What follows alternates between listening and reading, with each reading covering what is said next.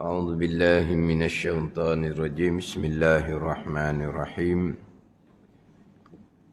الحمد لله رب العالمين والصلاة والسلام على سيد المرسلين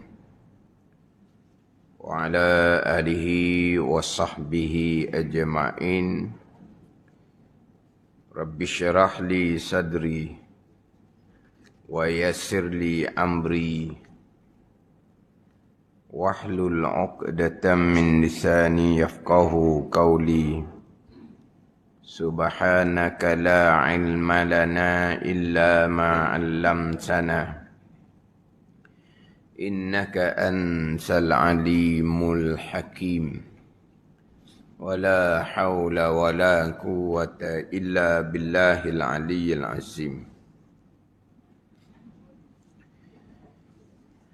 Kitab Minhajul Abidin, muka surat 119. Baris yang ketiga daripada atas. Surat 119, baris yang ketiga daripada atas. Qala al-muallifu rahimahullahu ta'ala wa nafa'ana bi'ulumihi amin. Dan asal yang ketiga pada empat asal pada membicarakan berkaitan dengan sifat riya. Asal yang ketiga daripada empat asal yang menjadi asal menjadi dalil atas hinanya mereka yang bersifat dengan sifat riya. Riya melakukan amal ibadah, melakukan pekerjaan akhirah, kehendakkan manfaat duniawi. Itu riya. Riya ni ra'a yura'i mura'atan, asalnya menunjuk. Menunjuk-nunjuk itulah riya, menunjuk. Tunjuk amal. Itu hak asal dia. Tapi riya dengan maksud melakukan amal akhirah, melakukan ibadah dengan matlamat untuk dapat manfaat duniawi. Itu riya. Yang mana riya adalah syirik kecil. Riya haram, dosa besar. Riya membatalkan pahala kebajikan yang dilakukan. Riya membatalkan kebajikan yang dilakukan. Yang pertama, berdosa besar dah. Yang kedua, membatalkan pahala kebajikan yang dilakukan. Yang pertama, dosa besar. Yang kedua, membatalkan pahala kebajikan. Ini hak berkaitan dengan sifat mazmumah. Pandai ni. Adapun kalau hak zahir, maksiat zahir, contoh mengumpat, haram. Jumhur kebanyakan ulama dosa besar. Haram ijma' ulama. Jumhur kebanyakan ulama menyatakan mengumpat dosa besar. Adakah mengumpat itu membatalkan pahala kebajikan yang dilakukan? Tidak. Mengumpat tidak membatalkan kebajikan yang dilakukan. Tapi mengumpat ni pahala kebajikan ada. Akan dimasukkan ke dalam daftar kebajikan orang yang diumpat pada hari akhirah jika atas dunia tidak minta maaf. Jika atas dunia tidak minta maaf. Tapi nak ceritanya, adakah membatalkan kebajikan kerana dia mengumpat? Tidak. Pada ni, dia baca Quran. Kemudian dia mengumpat. Habis terbatal pahala baca Quran? Tidak. Tapi pahala baca Quran tu contohnya, kalau tidak minta maaf dengan orang yang diumpat, akan dimasukkan ke dalam daftar kebajikan, catatan kebajikan orang yang diumpat. Tapi berkaitan dengan sifat mazmumah haram, ijma' ulama dosa besar membatalkan pahala kebajikan. Membatalkan pahala kebajikan. Hak ni hak berkaitan dengan riak. Jadi Mazali datangkan riak ni 4 asal. 4 asas pembicaraan berkaitan dengan riak ni. Yang pertama dahulu berkaitan dengan riak ni, asal yang pertama pembicaraan berkaitan dengan riak ni, Allah Subhanahu wa taala yang menjadikan segala-gala perkara. Langit bumi Allah jadikan.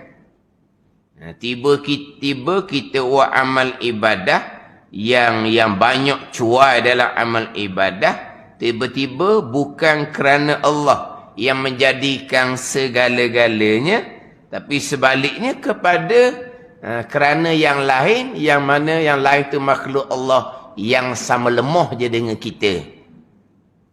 Langit bumi Allah jadikan, kita Allah jadikan. Kita buat amal ibadah yang banyak cuai, tiba-tiba kita nak kepada pujian makhluk Allah yang tak ada nilai pun. Bukan kerana Allah Ta'ala yang menjadikan langit dan bumi. Itu nak ceritanya tidak berakal seumpama tu. Tu yang pertama.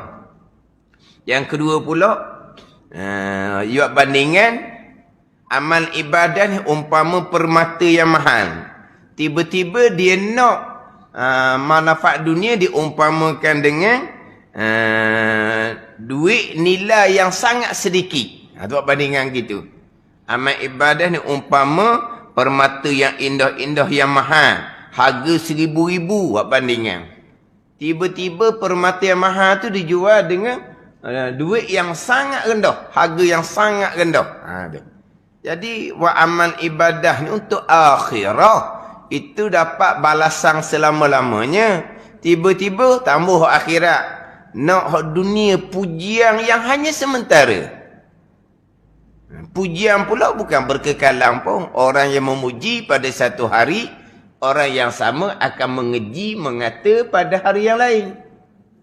Nak pujian orang seumpama tu.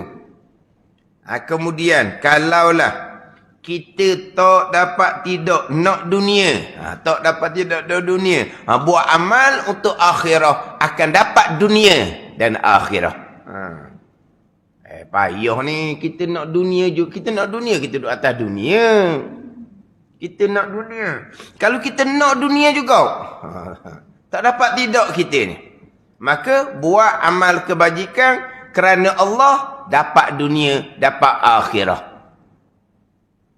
Ada ni? Nak dunia. Buat amal kebajikan kerana Allah. Akan dapat dunia, akan dapat akhirah. Sebab dunia, akhirah, dua negeri dimiliki oleh Allah Subhanahu wa ta'ala. Jadi dua negeri ni, negeri dunia, negeri akhirah. Siapa pemilik? Allah pemilik. Nak dunia? Buat amal akhirah kerana Allah akan dapat dunia, akan dapat akhirah. Pandai ni. Tapi kalau nak dunia, maka di saat tu juga luputlah akhirah. Di saat tu juga hilang akhirah. Dunia terkadang dapat, tapi dengan murka Allah Subhanahu wa ta'ala, terkadang dunia tak dapat. Dapat dengan murka Allah dan tak kekal kalau dapat pun dunia ni. Sebab masa habislah. Terkadang dunia tak dapat. Rugilah kalau seumpama tu. Nak akhirah, dapat dunia, dapat akhirah. Nak dunia, di saat tu juga hilang akhirat. Dunia, terkadang dapat. Tapi dengan murka Allah, dunia yang tidak kekal, terkadang dunia pun tak dapat. Jadi kalaulah wa amal akhirah nak dunia, itu samalah juga orang yang tidak berakal seumpama tu. Nak dunia, siapa pemilik dunia? Allah Ta'ala. Nak dunia, tuntut redha Allah. Tuntut redha Tuan kepada dunia ni. Rabbil alamin. Alam ni negeri dunia. Alam ni negeri akhirah. Siapa Rabb? Siapa Tuan? Allah Ta'ala. Nak dunia, buat amal biar dapat redha Tuan, dapat dunia, dapat akhirah. Ini hak susunan dalam kitab Minhajul Abidin. Kita fikir balik, memang, apa kan ni? Nyakut pun tak nyakut. Kena atas butir lah. Pada kena atas butir. Betul benar lah Mazali kata. Langit bumi ni milik Allah. Kita buat amal ibadah sikit banyak cuai, nak dapat pujian makhluk yang tak ada apa-apa pun, macam kita juga lemah. Bukan nak dapat pujian redha daripada yang menjadikan langit dan bumi. Satu. Amal akhirah ni benda yang sangat mahal. Tiba-tiba jual untuk dapat dunia yang sangat rendah nilai dia.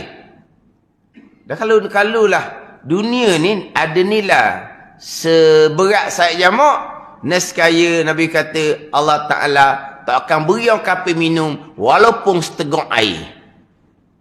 Sebab apa orang kafir tak layak nak minum kalau dunia ni ada nilai? Sebab dia syirik akan Allah. Kalau dunia ni ada nilai di sisi Allah, seberat sayap nyamuk. Berat mana sayap nyamuk? Orang belajar. Berat mana sayap nyamuk? Boleh cari tak? 0.00000 gram. Ada tak? Adalah tak? Kita ada. Kan ada kan? 0.0000001 gram. Gitu. Dah sayap nyamuk ni. Berat mana sayap nyamuk? Nak ambil budak boleh sayap nyamuk ni. Halu. Kalau dunia ni ada nilai sebesar sayap nyamuk, nescaya rata-rata akan beri orang kafir minum walaupun seteguk air. Ada ni. Mana apa? Tak ada nilai di sisi Allah dunia ni. Jadi keluar amal untuk dapat dunia yang tak ada nilai. Amal tu besar tu. Umpama permata yang indah-indah, yang harganya mahal. Tiba-tiba nak dunia tak ada nilai. Nak dunia. Cara tuntut redha tuan pada dunia dan akhirat. Tuntut redha Allah, dapat dunia, dapat akhirat. Itu je. Ini yang ketiga pula ni. Dan asal yang ketiga dan empat asal. Bahawasanya makhluk yang kerananya engkau kerjakan. Bahawasanya makhluk yang kerananya. Yang makhluk yang pertama tu tak ada lah. Hak Rumi ada tak yang hak pertama? Hak Rumi ada. Bahawasanya yang makhluk yang dua kali yang. Tak payahlah yang pertama tu. Buat bulat. Yang pertama tu lah. Bahawasanya makhluk yang kerananya engkau kerjakan amal. Yang kerananya itu ialah muqaddam kepada engkau kerjakan amal. Bahawasanya makhluk yang kerananya engkau kerjakan amal. Bahawasanya makhluk engkau kerjakan amal kerananya. Kalau ikut susunan dia lah. Ini tak apalah kerananya jadi ilah muqaddam, ilah duduk depan. Engkau kerjakan amal kerana makhluk. Dia pusing. Kerana makhluk. Engkau kerjakan amal. Ni. Dia Minhajul Abidin Syekh Daud ni, dia terjemah betul benar. Dia ikut kaedah bahasa Arab. Kalau kaedah bahasa Malaysia Rumi ni, gua nak buat karangan. Yang kerananya engkau kerjakan. Kerana bahasa Malaysia. Boleh? Yang kerananya engkau kerjakan amal. Tak ada cikgu bahasa Malaysia. Boleh ke tak? Yang engkau kerjakan amal kerananya. Itu kalau ikut bahasa Malaysia kita lah.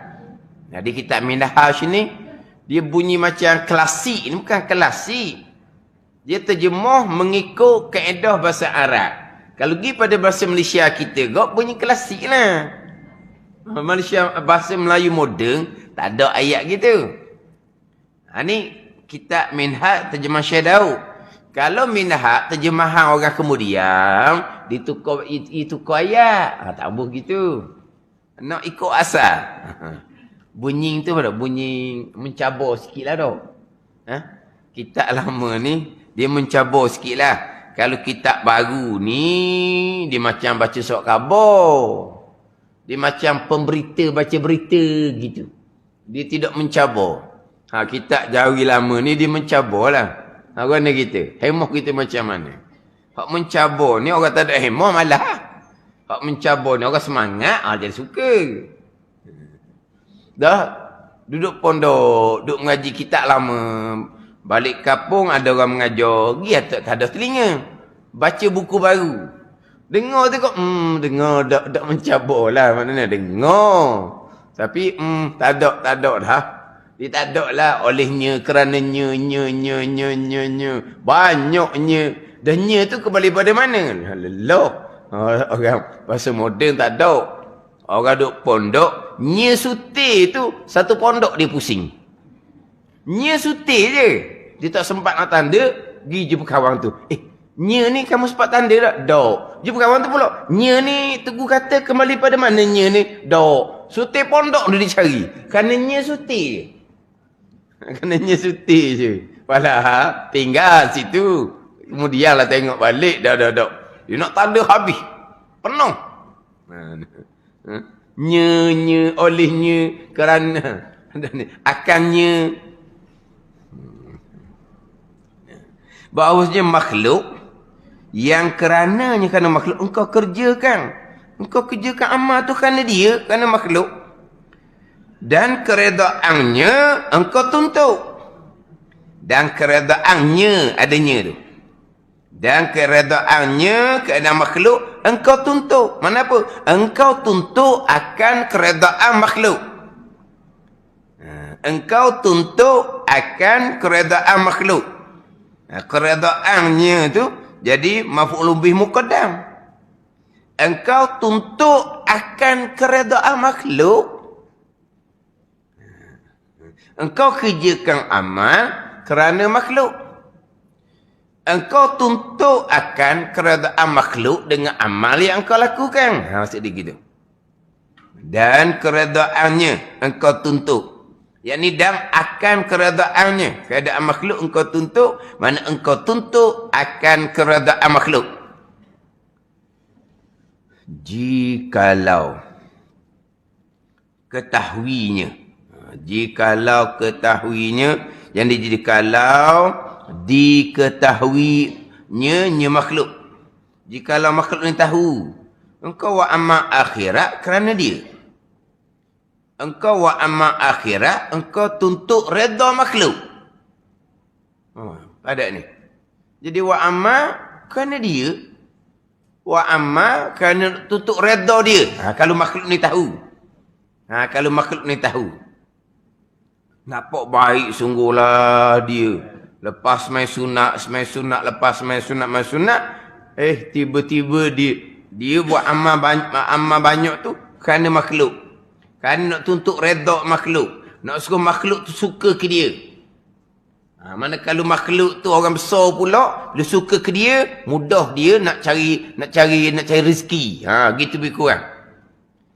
Jikalau ketahuinya, mana jikalau diketahui oleh makhluk ni. Bahawasanya engkau kerjakan kerananya. Engkau wa amal ni kerana dia. Nescaya dimarah akan dikau oleh makhluk tu. Dan dibenci oleh makhluk atasmu. Dan dihinakan dikau oleh makhluk tadi. Dan nescaya meringankan dengan dikau, meringankan oleh makhluk tu dengan dikau kerana engkau amalkan dia. Ada ni. Kau suka kita? Kerana kita lah dia buat amal. Suka kita? Kerana dia nak redha kita. Dia nak suruh kita suka ke dia. Dia nak suruh kita berahi ke dia. Maka dia pun buat amal tu. Kalau kita tahu, kita suka. Orang buat amal kerana kita. Orang buat amal kerana nak supaya kita redha. Bukan kerana Allah. Bukan kerana redha Allah. Kerana kita. Kerana redha kita. Kita suka. Ini amal akhirah. Kau dia buat amal kerjaan dunia, nak suruh kita suka, ada apa-apa tu? Ada ni. Memang kita nak tengok molek-molek. Dia buat kerja macam mana? Dia pun buat kerja comel-comel ni, sebab tuan dia ada, kerana tuan dia. Dia buat kerja comel-comel, nak suruh tuan dia redak, tuan dia suka. Oh tu tak ada masalah. Ada, itu kerja dunia. Contoh dia buat apa-apa pekerjaan, buat rumah kau apa dah kira lah. Dia buat molek-molek. Kenapa? Kerana tuan dia tunggu. Kenapa? Nak suruh tuan dia suka. Tu tak ada apa. Tak ada masalah. Tu orang tak marah gitu. Orang nak tengok gitu lah. Tengok kerja apa gini. Cari orang lain ya. Tak sukalah orangnya. Buat kerja tak molek. Tapi dah tuan ni ada, dia buat molek-molek. Tu tak ada masalah. Macam mana kalau dia buat amal? Dia baca Quran, dia berzikir. Kerana kita. Jikalau kita tahu, ni kita tak tahu. Jikalau kita tahu. Dia baca Quran, bawa ibadah. Nak suruh kita redha. Macam mana kalau kita tahu? Jikalau ni, nak tahu macam mana ni hati dia. Jikalau makhluk tahu. Nescaya marah. Ke suka? Bangga kita. Buat apa bangga? Dia buat amal kerana saya. Bangga? Ada ni. Dan ini amal akhirat ni. Kalau amal dunia tak ada, memanglah. Kalau kita tak redha, kita tak suka cari orang lain, buat apa kerja gitu. Dia pun buat comel-comel kerana kita. Buat comel-comel, nak suruh kita redha, kita suka. Kita pun buat kerja dengan kita biar lama-lama. Memang tak ada masalah tu. Kalau kita suka, baru kita suruh dia buat kerja. Kalau kita tak suka, tak minat, cara kerja dia tak comel, cara kerja dia tak molek, ataupun jenis metak. Apa dah? Metak apa? Metak dah, metak. Lambat. Metak je ada kerja gitu. Bila nak siap mu ni metak ni? Apa dah metak? Metak ni capu malah ke metak ni cermat? Dalam metak ni lambat ialah metak ni kerana dia malah ke kerana dia cermat? Cermat bagus. Cermat bagus. Tapi jenis metak ni capu malah sebenarnya metak ni. Main-main gitu metak lambat peseng gini. Tu tuan ada tengok tu kalau tuan tak ada. Tuan ada kerja. Tuan tak ada ngulal lalu. Tahu ngulal? Ngulur. Ngulur tau. So, kita tahu ngulal tau. Ngulur. Pada ngulur. Ngulur lah macam ulur tu lah. Ngulur. Toke ada dia rajin sekali. Habis kerja dia buat seorang dia je. Toke tak ada, orang ngulur lah. Jadi toke lah dia nya. Tu ngulur, tu seng-seng gitu.